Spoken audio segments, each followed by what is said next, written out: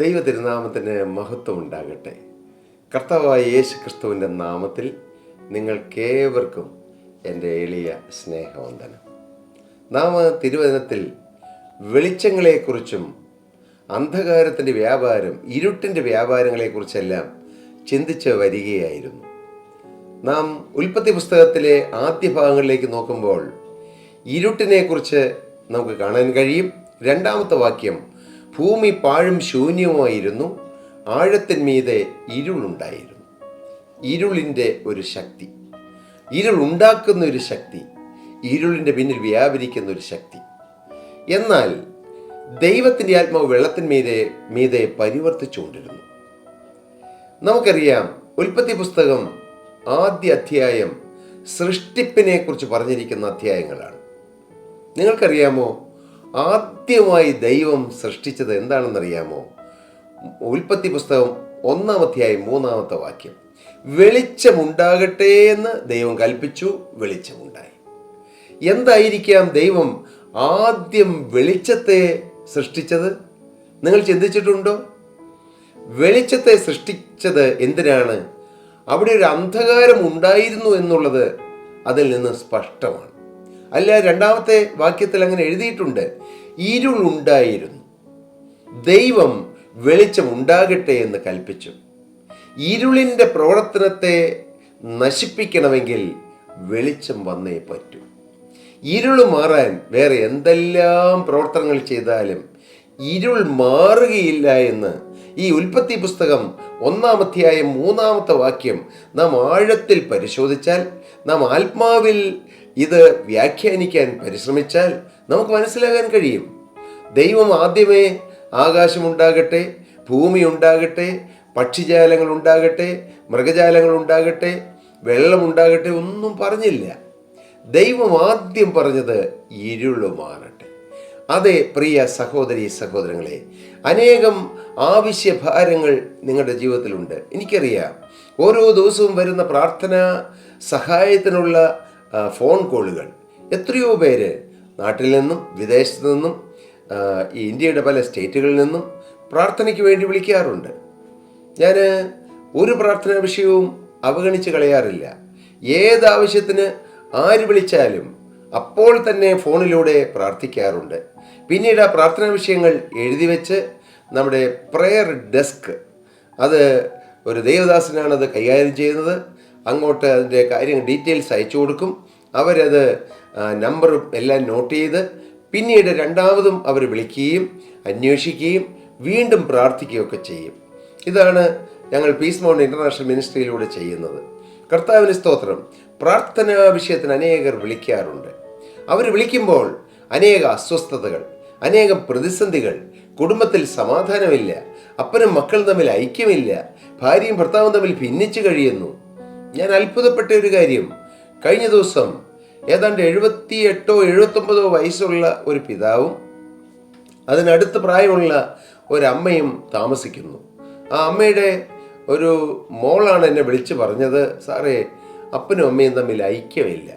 ആ പ്രിയ സഹോദരി ആ മെസ്സേജ് വിടുമ്പോൾ ഉള്ള തേങ്ങുന്നത് എനിക്ക് കാണാമായിരുന്നു. വാക്കുകൾ ഇടറുന്നത്, തൊണ്ട ഇടറിക്കൊണ്ട് കരഞ്ഞുകൊണ്ടാണ് പ്രിയ സഹോദരി ഒരു വലിയ സങ്കട വിഷയം അറിയിച്ചത്.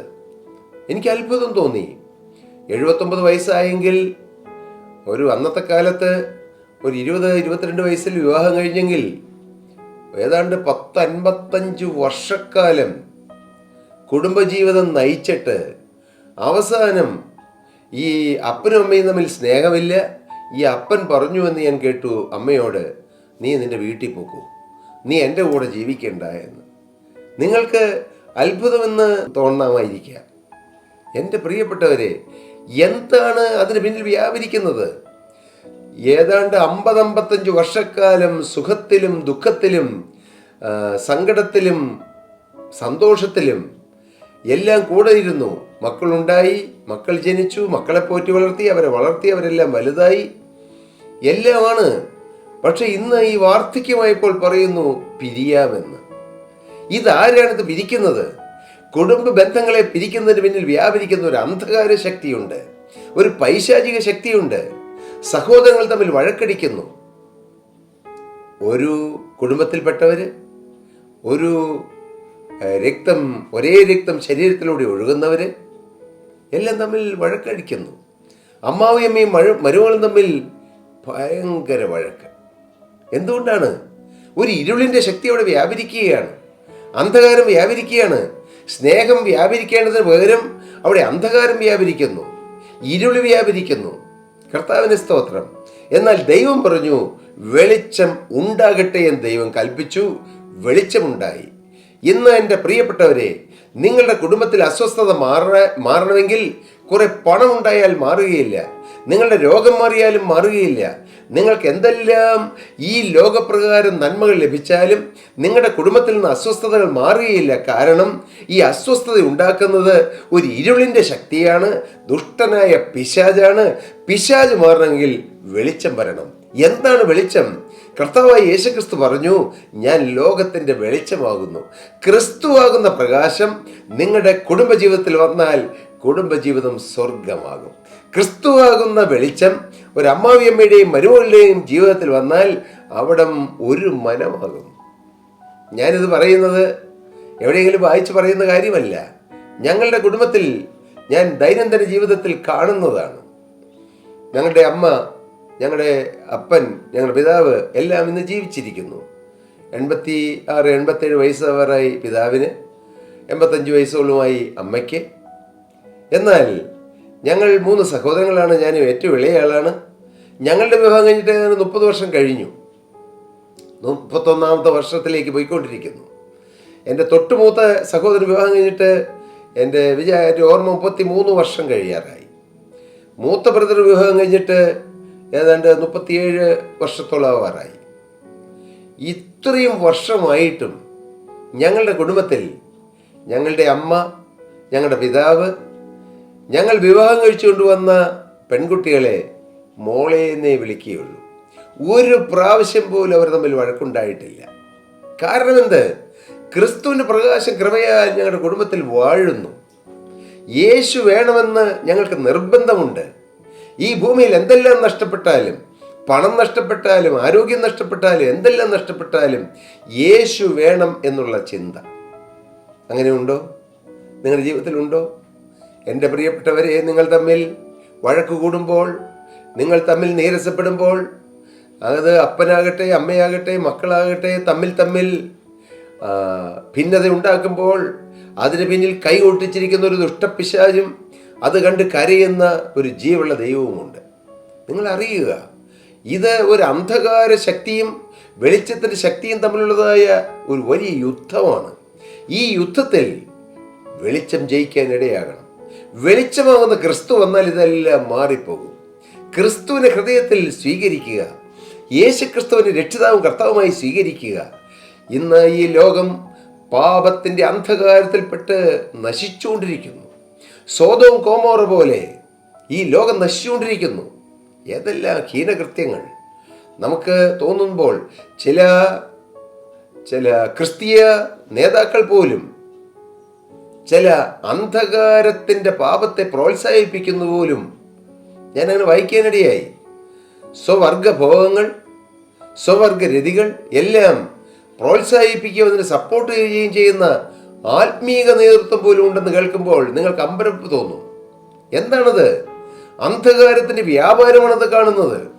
പാപത്തെയും പാപസാഹചര്യങ്ങളെയും ഇരുളിൻ്റെ പ്രവർത്തനങ്ങളെയും എതിർത്ത് നിൽക്കുകയും അതിനെതിരായി പ്രാർത്ഥിക്കുകയും ജനത്തെ വെളിച്ചത്തിലേക്ക് നയിക്കുകയും ചെയ്യേണ്ട അനേകം ആത്മീയ നേതാക്കൾ പോലും വലിയ വലിയ വലിയ സഭകളുടെ നേതൃത്വത്തിൽ ഇരിക്കുന്നവർ പോലും ഇങ്ങനെയുള്ള പൈശാചികന്റെ അന്ധകാര ശക്തികളെ പ്രോത്സാഹിപ്പിക്കുന്നു. മാസ്റ്റർപേഷൻ, തന്നെത്താൻ അഴുക്കാക്കുന്ന പാപം തെറ്റല്ല എന്ന് വേദപുസ്തകത്തിനെതിരായി പറയുന്നു. എല്ലാം അന്ധകാരത്തിൻ്റെ വ്യാപാരങ്ങളാണ്. നിങ്ങൾ മനസ്സിലാക്കൂ പ്രിയരെ, ഈ ലോകം അന്ധകാരത്തിലേക്ക് ഒഴുകിക്കൊണ്ടിരിക്കുന്നു. അതിൻ്റെ മധ്യത്തിൽ രജത താരങ്ങളായി നിൽക്കുവാൻ, ക്രിസ്തുവുള്ളവരായി, ക്രിസ്തുവിൻ്റെ വെളിച്ചമുള്ളവരായി, ക്രിസ്തുവിൻ്റെ വെളിച്ചം പരത്തുന്നവരായി നിൽക്കാൻ മകനെ നിനക്ക് തയ്യാറോ? പ്രിയ മകളെ, വെളിച്ചത്തിൻ്റെ സാക്ഷിയായി നിൽക്കാൻ നിനക്ക് തയ്യാറോ? ഹല്ലേലൂയ! ഇതൊരു ചലഞ്ചായി ഏറ്റെടുക്കുക. 19ാമത്തെ വയസ്സിൽ ഞാൻ എൻ്റെ ജീവിതം എൻ്റെ യേശുവിന് കൊടുത്തു. അന്ധകാരം തിങ്ങി നിറഞ്ഞ എൻ്റെ ഹൃദയത്തിൽ സത്യപ്രകാശമായി യേശു എന്ന് നിറഞ്ഞു. എത്രയോ വർഷങ്ങൾ കഴിഞ്ഞു. എൻ്റെ കർത്താവ് തരുന്ന സന്തോഷവും സമാധാനവും, കുടുംബജീവിതത്തിലെ സ്വർഗീയ സന്തോഷം അനുഭവിച്ചുകൊണ്ട് ഞാനിന്ന് ജീവിക്കുന്നു. പ്രിയപ്പെട്ടവരെ, ടെൻഷൻ അടിക്കണമെങ്കിൽ ഒത്തിരി വിഷയങ്ങളുണ്ട്. പക്ഷേ ഒരു ടെൻഷൻ വരാതെ കർത്താവിനെ പൊതിഞ്ഞു കാക്കുന്നു. ജീവിതത്തിൽ ഏതെല്ലാം പരിസ്ഥിതികൾ വരുമ്പോഴും ടെൻഷൻ അടിച്ച് തലകുമ്പിട്ട് നിരാശപ്പെട്ടു പോകാതെ എനിക്ക് യേശു ഉണ്ടെന്നുള്ള ഉറപ്പോടെ ധൈര്യത്തോടെ മുന്നോട്ട് പോകുവാൻ കർത്താവിനെ ബലപ്പെടുത്തുന്നു. ഞാൻ പറയുന്നത്, ഈ വെളിച്ചത്തിൻ്റെ ശക്തി നമ്മൾ വ്യാപരിക്കുമ്പോൾ നമ്മുടെ ജീവിതത്തിൽ ഉറപ്പ് കിട്ടും. ഹല്ലേലൂയ. എനിക്ക് യേശു ഉണ്ട് ഈ മരുവിൽ, എല്ലാമായെന്നും എൻ്റെ അരികിൽ. യേശു ഉണ്ടോ? എല്ലാമായി. യേശു ഉണ്ടെങ്കിൽ സൗഖ്യമായി. യേശു ഉണ്ടെങ്കിൽ അന്ധകാരത്തിൻ്റെ ദുഷ്ടപിശാച് ഓടിയകലും. പ്രിയപ്പെട്ടവരെ, വെളിച്ചമുണ്ടാകട്ടെ എന്ന് കൽപ്പിച്ച ജീവനുള്ള ദൈവത്തിൻ്റെ വചനപ്രകാരം നിങ്ങളുടെ ഹൃദയത്തിൽ വെളിച്ചമാവുന്ന ക്രിസ്തു വരട്ടെ. വെളിച്ചം ഉദിക്കട്ടെ. വെളിച്ചം നിങ്ങളുടെ കുടുംബത്തിൽ വരട്ടെ. വെളിച്ചം നിങ്ങളുടെ ദേശത്ത് വരട്ടെ. വെളിച്ചം നിങ്ങളുടെ ഔദ്യോഗിക ജീവിതത്തിൽ വരട്ടെ. വെളിച്ചം നിങ്ങളുടെ സ്ഥാപനത്തിൽ വരട്ടെ. അന്ധകാരത്തിനിടം കൊടുക്കരുത്. അന്ധകാരത്തെ അകറ്റുന്ന ദിവ്യപ്രകാശമാവുന്ന ക്രിസ്തുവിൻ്റെ പ്രകാശം, ക്രിസ്തുവാകുന്ന പ്രകാശം നിങ്ങളുടെ ഹൃദയത്തിൽ വന്ന് ഉദിക്കട്ടെ. നിങ്ങളുടെ ഹൃദയത്തിൽ വാഴട്ടെ. ഇരുളിന് ഇടം കൊടുക്കാതെ. അന്ന് ആദ്യ മനുഷ്യനായ ആദാമും ഹവ്വായും ഇരുളിന് ഇടം കൊടുത്തതുപോലെ ഇരുളിനിടം കൊടുക്കാതെ ജീവനുള്ള ദൈവത്തിൻ്റെ വചനത്തോട് ചേർന്ന്, വെളിച്ചമാകുന്ന ക്രിസ്തുവിനോട് ചേർന്ന് നമുക്ക് ജീവിക്കാം. അങ്ങനെയെങ്കിൽ നാം വെളിച്ചത്തിൻ്റെ രാജ്യത്തിലെത്തും. അന്ധകാരം ഒട്ടുമില്ലാത്ത ആ സ്വർഗീയ പുരിയിൽ, ഹല്ലേലൂയ, വെളിച്ചം മാത്രമുള്ള ലോകത്ത് നമുക്ക് എത്തിച്ചേരാൻ ഇടയാകും. അതിനിടയാകണ്ടേ പ്രിയരെ? ഇല്ലെങ്കിൽ ഇരുട്ടിൽ തപ്പിത്തടഞ്ഞ് നിത്യനരകത്തെ ലക്ഷ്യമാക്കി പോയി നിത്യനരകത്തിയിൽ കത്തി നമ്മുടെ ജീവിതം നശിക്കണമോ? എന്തിന്? അതല്ല നമ്മെക്കുറിച്ച് ദൈവം ആഗ്രഹിക്കുന്നു. നാം ഓരോരുത്തരും വെളിച്ചത്തിൻ്റെ രാജ്യത്തിൽ എത്തുവാനാണ്. അതിന് ഇപ്പോൾ ആയുസ്സോടെ ജീവനോടെ നാം ഈ ഭൂമിയിൽ ശേഷിക്കുമ്പോൾ ക്രിസ്തുവാകുന്ന വെളിച്ചത്തെ സ്വീകരിക്കുക. യേശുവേ, അവിടുന്ന് എൻ്റെ ഹൃദയത്തിലേക്ക് കടന്നു വരണമേ. എൻ്റെ അന്ധകാരമുള്ള ജീവിതത്തിലേക്ക് കടന്നു വരണമേ. സത്യപ്രകാശമായി എന്നിൽ വന്ന് ഉദിക്കണമേ. നിങ്ങൾ പ്രാർത്ഥിക്കൂ. നിങ്ങളുടെ ജീവിതം ക്രിസ്തുവിൻ്റെ കരങ്ങളിലേക്ക് കൊടുക്കൂ. യേശു നിങ്ങളെ പ്രകാശം കൊണ്ട് നിറയ്ക്കട്ടെ. എല്ലാ അന്ധകാരത്തിൻ്റെ വ്യാപാരങ്ങളും മാറി സമാധാനവും സന്തോഷവുമുള്ള ഒരു സ്വർഗീയ ജീവിതം പടുത്തുയർത്തുവാൻ, കെട്ടിപ്പടുക്കുവാൻ കർത്താവായ യേശു ക്രിസ്തു നിങ്ങൾക്ക് എല്ലാ കൃപയും അനുഗ്രഹങ്ങളും നൽകട്ടെ എന്ന് പ്രാർത്ഥിച്ചുകൊണ്ടും ആശംസിച്ചുകൊണ്ടും ഞാൻ എൻ്റെ വാക്കുകളെ നിർത്തുന്നു. ദൈവനാമം മഹത്വപ്പെടട്ടെ. പ്രിയ സ്നേഹിതരെ, സഹോദരീ സഹോദരങ്ങളെ, നിങ്ങൾക്ക് പ്രാർത്ഥനാ വിഷയങ്ങളുണ്ടോ? തീർച്ചയായും ഞങ്ങളെ എഴുതി അറിയിക്കാം. ഞങ്ങളെ കോണ്ടാക്റ്റ് ചെയ്യാം. പക്ഷേ ഞങ്ങൾ എന്നും എല്ലാവരോടും പറയുന്ന ഒരു സത്യം, നിങ്ങൾ ഈ വെളിച്ചമാവുന്ന ക്രിസ്തുവിനെ സ്വീകരിച്ച് നിന്നാൽ നിങ്ങൾക്ക് നേരിട്ട് ഈ ദൈവത്തോട് പ്രാർത്ഥിക്കാം. നിങ്ങളുടെ പ്രാർത്ഥനയിടയിൽ വേറൊരാൾ കടന്നു വരണമെന്നില്ല. നിങ്ങൾക്ക് നേരിട്ട് കർത്താവിനോട് പ്രാർത്ഥിക്കാം. നിങ്ങളുടെ ആവശ്യങ്ങൾ സ്തോത്രത്തോടെ അറിയിക്കാം. അങ്ങനെ ക്രിസ്തുവുമായ ഒരു വ്യക്തിപരമായ ബന്ധം നിങ്ങൾ ഓരോരുത്തരും സ്ഥാപിച്ചെടുക്കണമെന്നാണ് ഞങ്ങൾ നിങ്ങളെക്കുറിച്ച് ആഗ്രഹിക്കുന്നത്. അല്ല, നിങ്ങൾക്ക് ഏതെങ്കിലും പ്രാർത്ഥനാ വിഷയങ്ങളുണ്ടെങ്കിൽ ഞങ്ങളെ വിളിച്ചാൽ തീർച്ചയായും ഞങ്ങൾ നിങ്ങൾക്ക് വേണ്ടി പ്രാർത്ഥിക്കും. കർത്താവ് നിങ്ങളെ നിറവടിയായി അനുഗ്രഹിക്കുമാറാകട്ടെ. സ്തോത്രം.